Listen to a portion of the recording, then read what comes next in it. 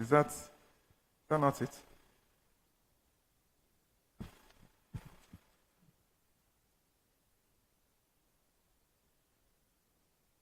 I'm going to come out. Loud. Not loud.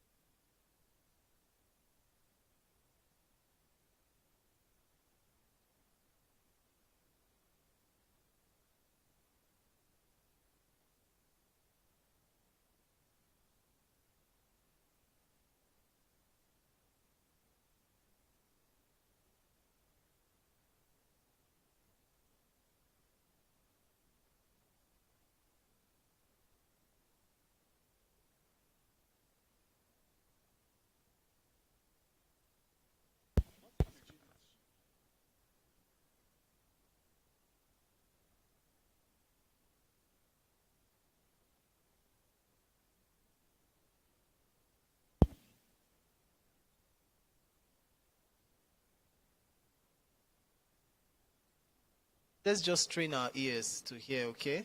It's not audible at all.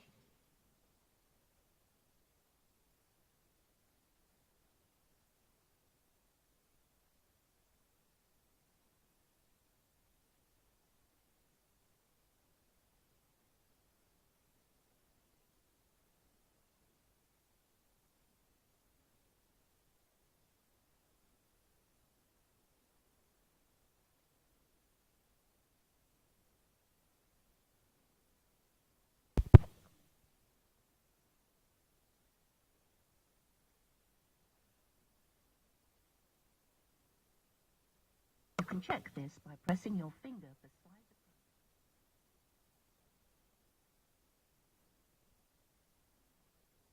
and using its marker as a reference. Left side of the screen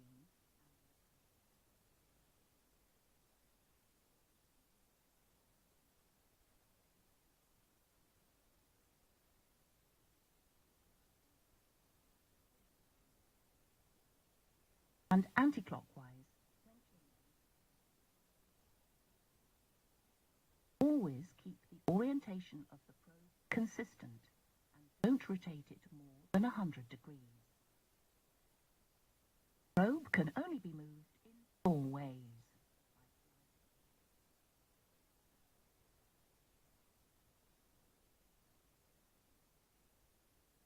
Angling. Recommends using the obstetric ultrasound examination.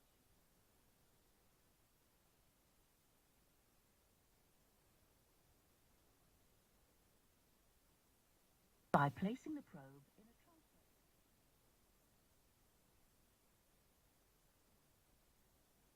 Angle the probe forward and backwards to identify this fetus is cephalic.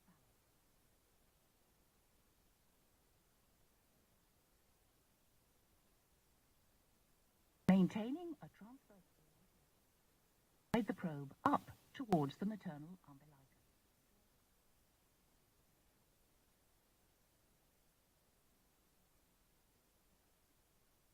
Slide the probe to the maternal right and then left to locate it and confirm that the heart is beating.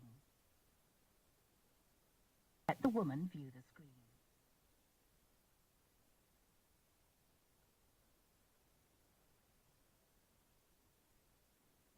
Transverse orientation. Slide the probe up the right side of the uterus, from the symphysis to the fundus. Repeat this movement in the center of the uterus and also on the left side of the uterus. The size of the uterus will determine whether 2 or 3 transverse sweeps are required. To complete this step, rotate the probe to a longitudinal position and survey the whole uterus by sliding the probe from the right side to the left, above and below the umbilicus. Keep the probe perpendicular to the floor as you slide it. The screen here shows a singleton. And here you can see twins.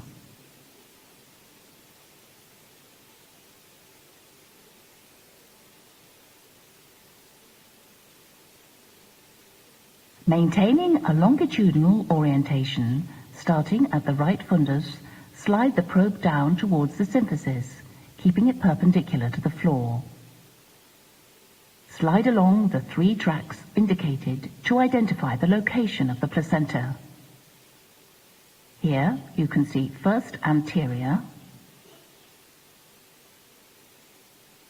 then posterior,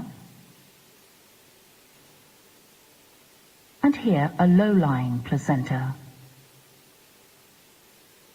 Slide the probe into the midline and, using small movements, locate the leading edge of the placenta in relation to the internal os.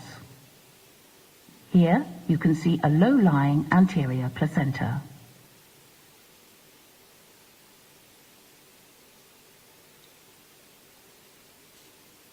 Mentally divide the maternal abdomen and uterus into 4 quadrants. Keeping the probe in longitudinal orientation and perpendicular to the floor, slide it from the lower right quadrant through the other 3 quadrants. Identify the deepest vertical pocket of amniotic fluid in each that does not contain any fetal parts or umbilical cord, and measure by placing the calipers at 90 degrees to the horizontal. The amniotic fluid index, or AFI, is the sum of these 4 measurements. The deepest vertical pocket, or DVP, is the largest measurement of the 4. Beware here of reverberation artifacts that could make you underestimate one or more of these measurements.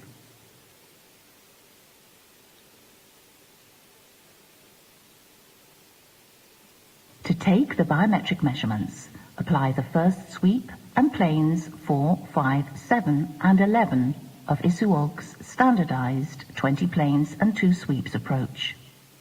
It is good practice to take each measurement at least 3 times to make sure your technique is consistent. Store each measured image on the machine. Perform the first sweep by rotating the probe to obtain a longitudinal section of the fetus. Identify the positions of the fetal head and long axis of its body. The first measurements to take are the biparietal diameter, or BPD, and head circumference, or HC.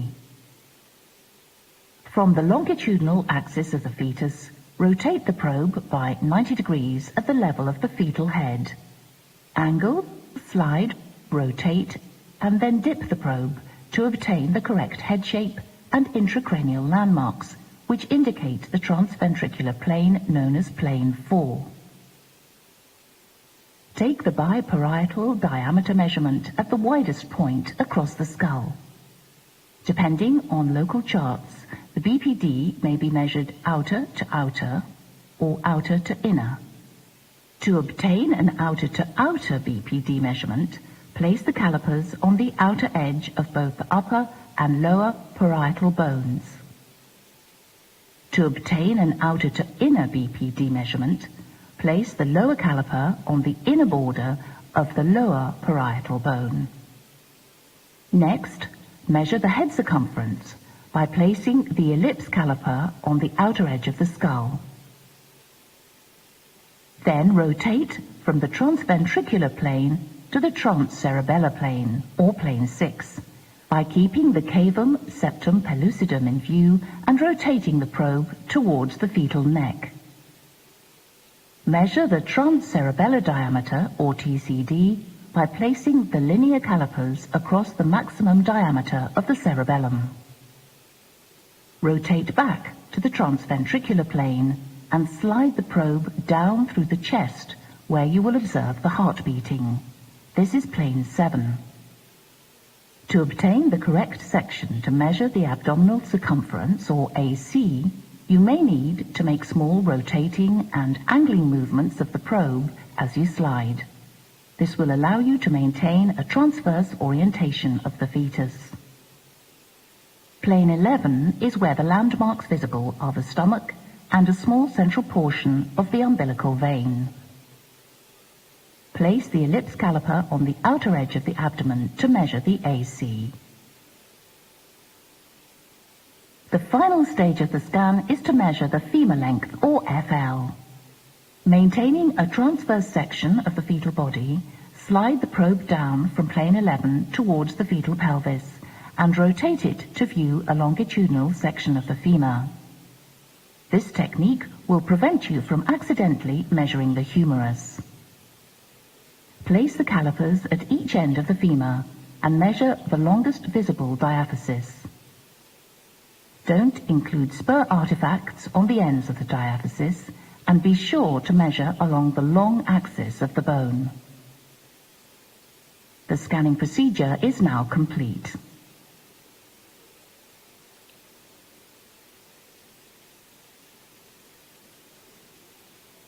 Clean the probe and return it safely to the probe holder on the ultrasound scanner. Clean the woman's abdomen and allow her to sit up. Now wash your hands. Thank you very much, Ken. Pause the clip now. Bring up the report mode on the ultrasound screen and check the measurements. We'll be proceeding with our Explain the scan results to the woman and give her the opportunity to ask any questions. Provide her with a handwritten or printed report.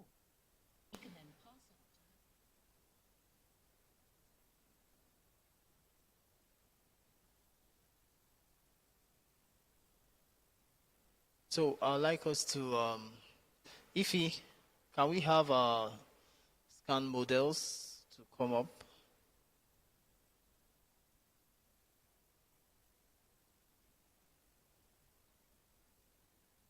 We just have, we'll have to close the meeting. Then as many people who are interested in the hands-on can stay behind for that session, okay? So, but Dr. Okonkwo will just run through can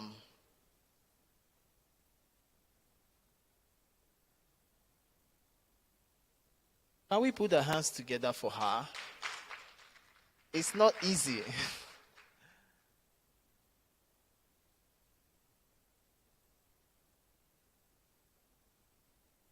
Thus far, do we have any question, comments? Ask questions, please. If you have any question or you want to comment on anything, just please raise up your hand and we'll pass the mic to you. So it's assumed that we all understand, okay? All right.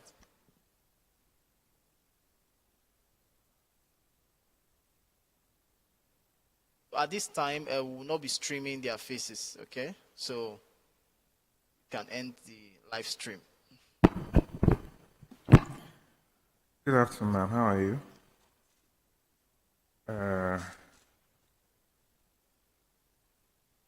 So, of course, there's no way I'll just see a patient and begin to scan her. Normally, if the patient comes in, I'll just say, hello, how are you? If it's not the first